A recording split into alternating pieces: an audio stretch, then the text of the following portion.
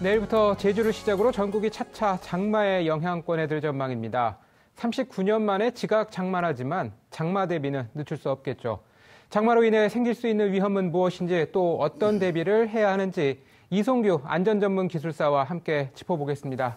안녕하세요. 네, 안녕하십니까. 네, 지난해 유독 길었던 장마 기억하시죠? 네. 올해 역시 많은 양의 비가 쏟아질 거란 전망이 대세인데 네. 장마 기간에 발생할 수 있는 가장 위험한 재난이라면 무엇을 들 수 있을까요? 네, 장마의 가장 위험한 종류는 산사태와 붕괴로 볼 수 있거든요. 그러나 붕괴를 또 여러 가지로 볼 수 있습니다만은 붕괴는 산사태에 의해서 2차적으로 나타날 수가 있고요. 또 옆 건물에 의해서 붕괴에 의한 붕괴, 또 빗물에 의해서 침수돼서 붕괴되는 경우 여러 붕괴가 있기 때문에 이런 대비책을 마련하는 게 굉장히 중요하다고 생각됩니다. 네, 산사태를 꼽으셨는데 네. 그러면 산사태가 발생하기 전에 특별한 징후 같은 게 있을까요? 뭐 전조 현상 같은 거 그걸 알면 빨리 좀 대피하기도 좀 수월하지 않을까요? 네, 그렇습니다.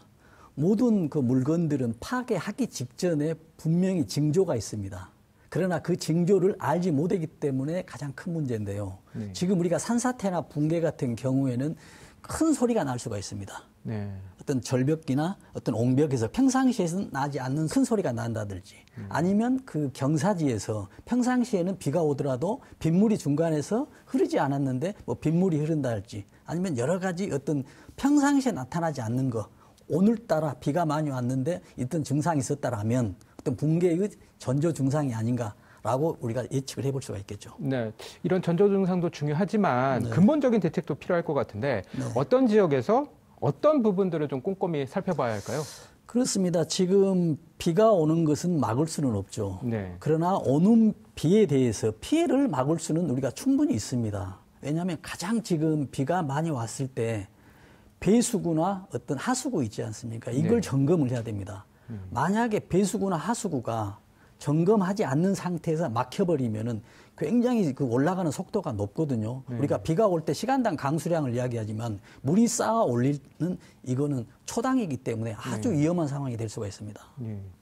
그럼 이게 말씀하신 대로 이렇게 물이 차다 보면 이런 누전이나 감전 사고 같은 2차적인 재난도 좀 생각을 해야 될 것 같은데 뭐 도로변의 가로등이라든지 교통 신호등, 입간판처럼 이런 전기를 이용하는 시설물 모두가 이런 흉기가 될 수 있지 않을까요? 그렇습니다. 아주 중요한 내용인데요. 지금 뭐 호우, 뭐 폭우 이거 왔을 때는 2차적인 사고, 지금 말씀하신 어떤 전기, 누전, 감전 이런 게 굉장히 중요하고요. 또 하나 지금 말씀하신 거는 입간판, 뭐 신호등 이런 것들이 우리에게 평상시에는 유리하지만 지금 이런 위험한 상황에서는 정말로 말씀하신 대로 무기나 어떤 흉기가 될 수 있기 때문에 우리가 주의를 해야 된다고 생각하고 있습니다. 네. 그렇다면 만약에 감전이 됐다. 그렇다면 응급처치 방법도 좀 미리 알아둬야 될 것 같아요. 그렇습니다. 우리가 지금 감전을 하면은 이제 불에 의해서 화상을 입고 그 이후에 이제 심하면 이제 불에 타는 이런 경우만 생각을 하거든요. 근데 우리가 감전이 되면은 감전 쇼크가 일어납니다. 순간적으로. 감전 쇼크가 일어나면 우리 모든 심정기가 스톱이 되거든요. 그랬을 경우에는 우리가 지금 감전 상태에서 분리됐다라고 했을 경우에 굉장히 골든타임이 중요합니다. 여기서 인공호흡이 들어가야 됩니다. 그래서 인공호흡을 하면서 우리가 심정지된 상태를 지금 우리가 살리는 이런 회복되는 그런 과정이 필요한데요. 여기서 가장 중요한 건 전기와 완전히 분리돼 있을 때 이런 행동들이 들어가야 된다라는 것을 말씀드릴 수 있겠습니다. 네. 이 장마철에 사용하지 않는 전기 제품의 이제 플러그를 빼놓는 것도 좀 중요할 것 같은데, 근데 갑자기 이제 물이 들이닥쳐서 침수가 되면은 어떻게 대응을 그러니까요. 지금 우리가 평상시 때도 전기를 사용하지 않으면 지금 코드를 빼야 되는데 불가피하게 빼지 않았거나 그런 상황이 됐을 때 물이 차면 아주 위험하기 때문에 물이 찬다라고 하면 지금 바로 전원을 코드를 빼고요. 또 중요한 건 2차적으로 가스가 위험하기 때문에 가스를 잠그고 아니면 여기서 탈출을 해야 될지 아니면 빗물을 밖으로 퍼내야 될지를 그 상황에 따라 판단을 하면서 대처를 하는 게 가장 중요하다고 생각하고 있습니다. 네.